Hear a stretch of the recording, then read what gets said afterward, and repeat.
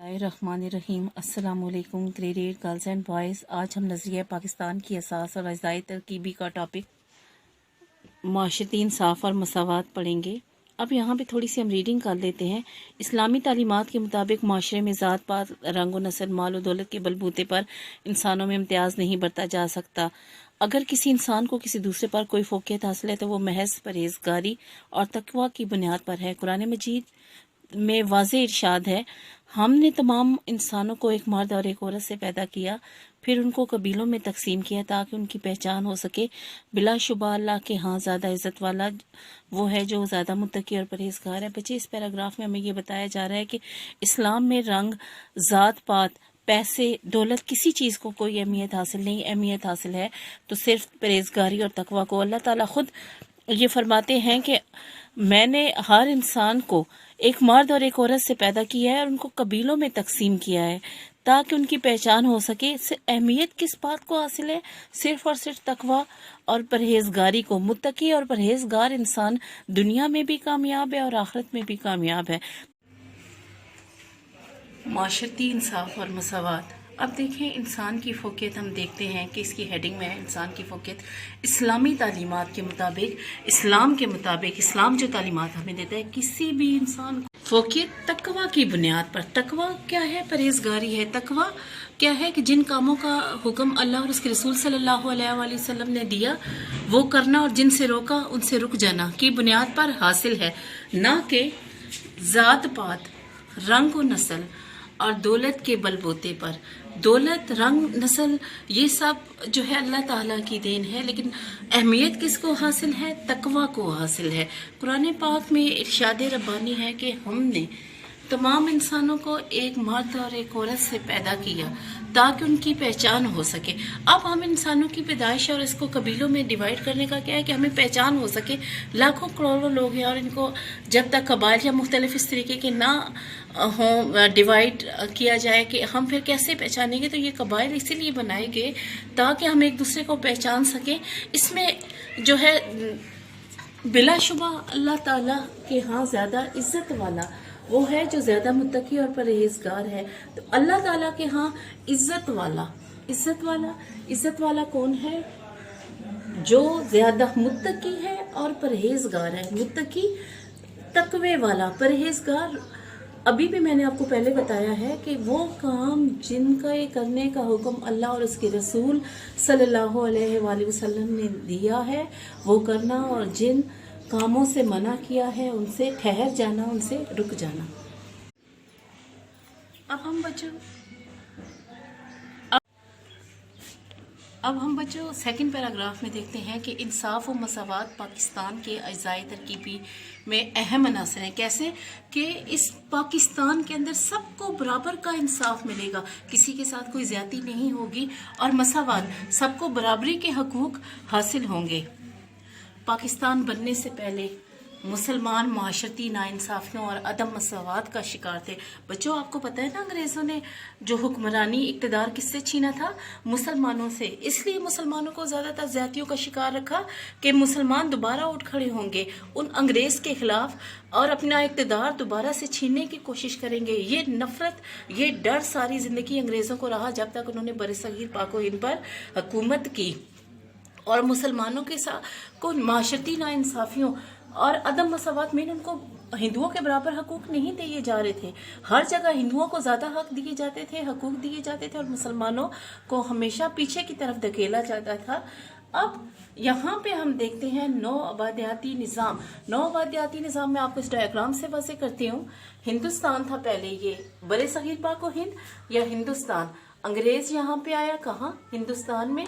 अंग्रेजों ने कब्जा किया हिंदुस्तान पर, और फिर यहाँ पे नौ आबादियाती निज़ाम कायम किया, यानी कि बरतानवी हिंद। हिंदुस्तान को क्या नाम दे दिया? बरतानवी हिंद। हिंदुस्तान जब अंग्रेजों के कब्जे के बाद बरतानवी हिंद बन गया, इसे कहते हैं नौ आबादियाती निज़ाम। किसी भी जगह पर कब्जा करके उसको अपना नाम दे देना, जैसे कि हिंदुस्तान को बरतानिया ने बरतानवी हिंद का नाम दिया था।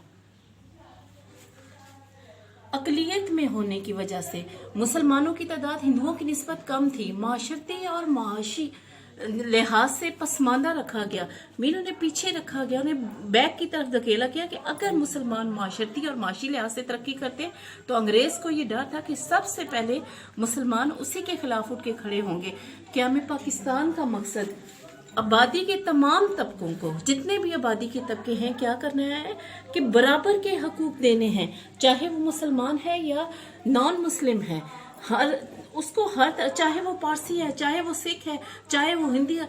क्या पाकिस्तान के अंदर सब तबकों को बराबर के हकूक हासिल नहीं है? आप लोग देखें, जॉब्स में जाएं, गवर्नमेंट जॉब्स में जाएं, हर जगह ये आज़ाद है। हॉस्पिटल में जाएं तो तब भी वहाँ सिख भी काम कर रहे हैं, हिंदू भी काम कर रहे हैं। टीचिंग्स में जाएं तो वहाँ सिख और हिंदू मुसलमानों की शाना बिशाना काम कर रहे हैं। अफवाज पाकिस्तान में देखें तो वहाँ भी मुख्तलिफ मज़ाहिब के लोग मुसलमानों के साथ शाना बिशाना, पाकिस्तानी मुसलमानों के साथ शाना बिशाना काम कर रहे हैं।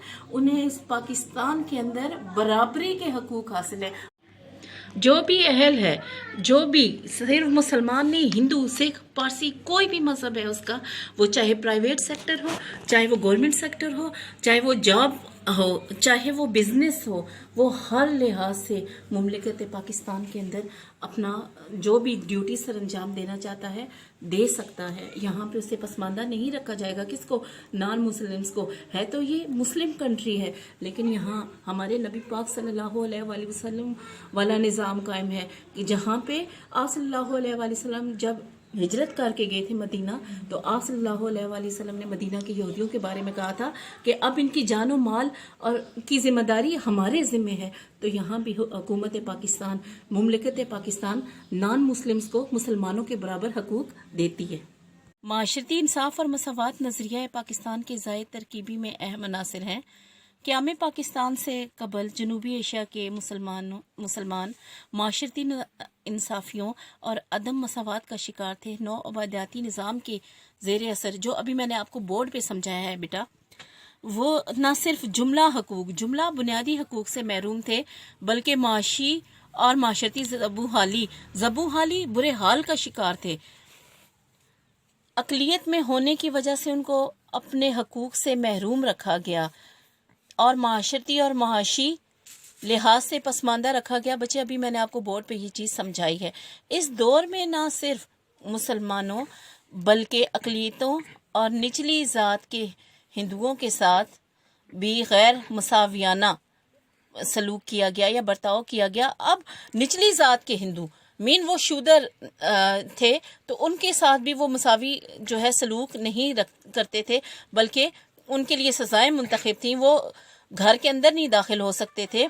यही वजह है कि नज़रिया पाकिस्तान का एक अहम मकसद, कौन सा अहम मकसद ज़रा देखिएगा। नज़रिया पाकिस्तान का अहम मकसद ऐसे माशरे, ऐसी सोसाइटी का क़याम था जहाँ आबादी के तमाम तबकों को, चाहे वो मुसलमान है, चाहे वो सिख है, चाहे वो हिंदू है, चाहे वो पारसी है, चाहे वो ईसाई है, चाहे वो यहूदी है, को बराबर के बुनियादी और यकसा और मसावी हकूक हासिल हों।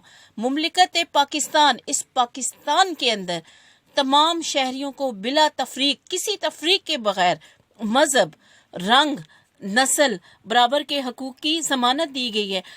ये जो चीज़ें मैंने आपको बोर्ड पे समझाई हैं वही हैं कि तमाम शहरियों को, चाहे वो किसी मजहब से भी ताल्लुक़ रखता है, हम उसका मजहब नहीं देखेंगे, हम उसके रंग और नस्ल नहीं देखेंगे, बल्कि पाकिस्तानी मुसलमानों के बराबर के हकूक ही नॉन मुस्लिम को भी हासिल होंगे। बच्चों, आज हमने पढ़ा माशरती इंसाफ और मसावत। ये छोटा सा जो है टॉपिक है, आप मेरे लेक्चर को कम से कम 3 बार सुनिएगा और इसमें से जो पॉइंट आपको समझ आए वो आप मुझे लिख के इनबॉक्स कीजिएगा। मैं चेक करना चाहती हूँ कि आपको कितनी समझ आई। इंशाल्लाह आपको काम जो आप भेजेंगे इनबॉक्स, वो चेक किया जाएगा।